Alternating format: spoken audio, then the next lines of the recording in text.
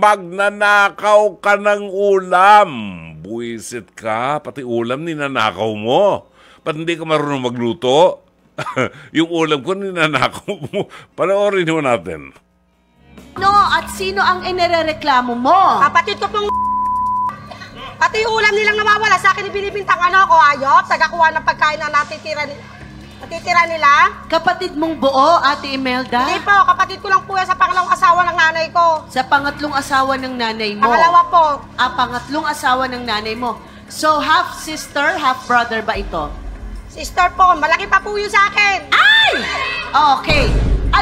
Saan nagsimula itong inyong alitan tungkol sa pagkain? Tungkol lang po yan, ma'am, sa budol fight. Okay. Sabi nila, kung ano lang daw kaya kong iambag, iambag ko. Ang ginawa ko, bumila ko ng Ricardo. Di naman nila sinabi na bumila ko ng kung ano pang mga panlason. Sana bumila ko panlason, di lahat kami namatay. Okay, so ano ibig sabihin na Ricardo lang dapat ang binili mo? Pero bumili kasi ka po, naman. Kasi po, ma'am, toka-toka po kami. Oo, ang toka sa'yo ay Ricardo. Binili mo po. ba? Binili ko po, ma'am. Lahat po binili ko. So ano naging problema? Ewan ko dito sa Nareya na to, sabi niya, mamitas ako ng, talbos. Kasi total, may talbusan naman sila eh. Namitas ako, pati okra. Niluto namin, sabay-sabay niluluto eh. Kumakain kami, may hinahanap pa sila sa akin na nawawala. Ewan ko, ano yung nawawala nilang kayamanan sa garden nila. Pero madalas ba kayong mag-away tungkol sa pagkain nitong kapatid mo? Tinatakal ko daw po siya sa pagkain, tinitipid ko daw siya mula pa nung maliit siya. Tinipid ko ba? Balyena na nga. May tinipid ba na naging balyena? Pero ano itong sinasabi, Ate Imelda, na ikaw ay laging nag-uuwi ng pagkain mula sa budol fight? Ma'am, okay lang naman yun, no? Dahil sayang naman kung ipapakain sa aso, di tao na lang kakain. Alam na ako kumakain yung anak ko, hindi ko uwian. Di uwi ko para sa anak ko. So ano itong tungkol sa adobo na issue nyo na inuwi mo raw? Kasi yun, ma'am, pumunta ako sa bahay nila, walang tao. Kinuha ko lang yung brush nung damit. Hindi ko naman alam na may adobo doon. Marami siyang alagang hayop. Tingin talaga niya sa akin, hayop. Nawala daw yung ulam nilang pang-ulam ng tanghali. Sabi ko sa kanya, mali ko sa adobo mo. Kaya kong bumili ng adobo. Pinagpipilitan niya sa akin yung adobo daw. Pati itong bagoong ni Rhea, sa akin ay binintang.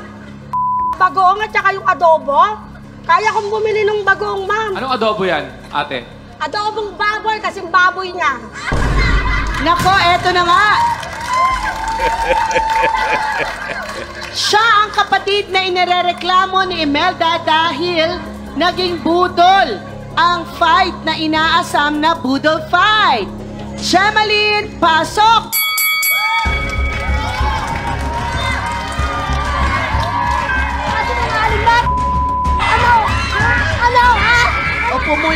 Upo muna kayo, ha? Teka lang. Nakikinig ka sa Rhea na yan! Teka lang! Siya na naman makakapagod sa akin, ha? Teka lang, Ate Imelda. Anakaw ng adobo! Shemalyn, diretsahang tanong.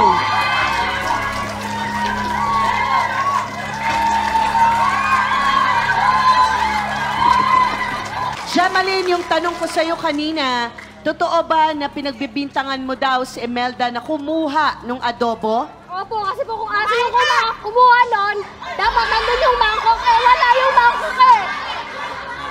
Pati mangkok wala. Kasi sabihin niya aso ang kumuha. Okay na, tissue na lang yan, kaya na yan. Totoo ba ang hinala mo na si Imelda ang kumuha ng adobo mo? Opo, sabi po kasi ng biyanan ko, siya daw lang ang pumasok sa bahay namin. Kasi kung aso po yung kukuha, nandun ho yung mangkok. Wala ho yung mangkok sa loob ng bahay namin eh. Kung aso man ho yun, malalaglag yung pinggan sa baba. Malamang, may bunganga yung aso. Angat niya. Pati pinggan kinain. Rauno ka pala eh. Pati pinggan? Okay, Shemalyn, ano naman ang issue sa budol fight na yon? Na ambag daw ni Imelda na sinasabi mong kulang. Paisa-isa yung binibili niya. Kaya siya dapat bumili siya isang bultuhan na para pag nagluto, hindi na bibili, hindi na para paalis. Pero nakapagluto naman. Opo, kasi bumili na iba si Ate Rhea ho. Nakakain naman kayo. Oo, lahat ho kami, nakakain naman. Ano yung ayuda? Isang bultuhan? nagluluto ka ng bibili. Hindi ba dapat ang Boodle Fight ay masayang kumakain kasi salo-salo yan? Ano nangyari sa inyo? Lagi mo dinadahilan yung anak mo? Pinagchichismisan po kami ni Ate Rhea niyan. Dalawa po sila pinagchichismisan kami, naririnig ko. Smoso yan eh.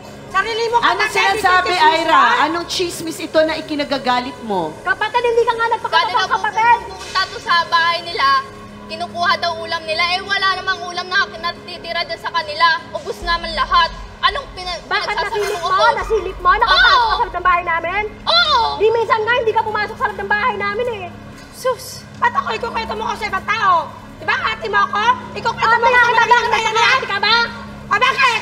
Nakinig ka ba sa akin? Hindi mo kami naking dati. Di ba ko ate? Alam niyo, even in the Bible, sa Biblia, sa lumang tipan at saka sa bagong tipan, ginagamit ng Diyos at ng mga propeta ang pagkain para magkaroon ng unity, no? Pagkakasundo-sundo. Ang Panginoon, si Jesus, napakatakaw. Miski saan pumunta yan sa public ministry niya, pumapasok yan kung kani-kaninong bahay at nakikikain. Can you imagine? Nakikikain ng Panginoon.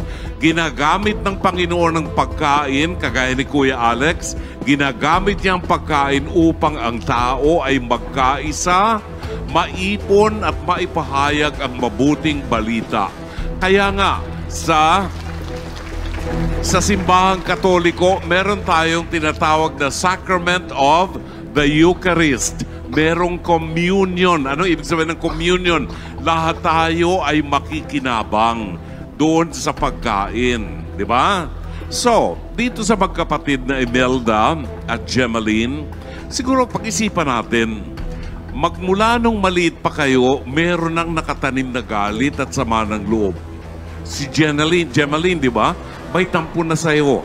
Walang ibang makalulutas yan kundi kayong dalawa lang.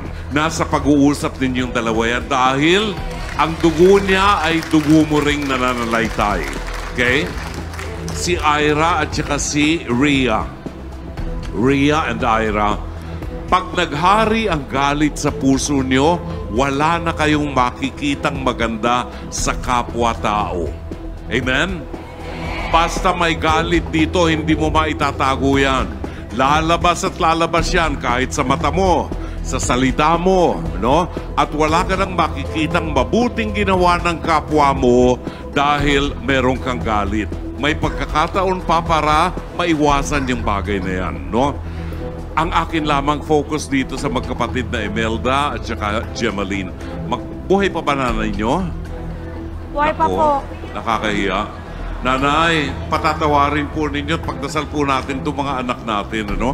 Nahihiya ako sa nanay niyo kung nanonood sa atin ngayon. Sana itong Kapaskuhan na ito, pakita niyo sa nanay niyo na nagbago kayo at marunong kayong magmahalan. Kaya pa, kaya pa. May pagkakataon pa. Hindi lang sa bagoong at saka sa adobo. Kahit kaming tatlo rito magluluto ng adobo para makapag-boodle fight tayo. Wala lang balutan, ha? Wala lang balutan. Okay? Maraming salamat, Dr. Love!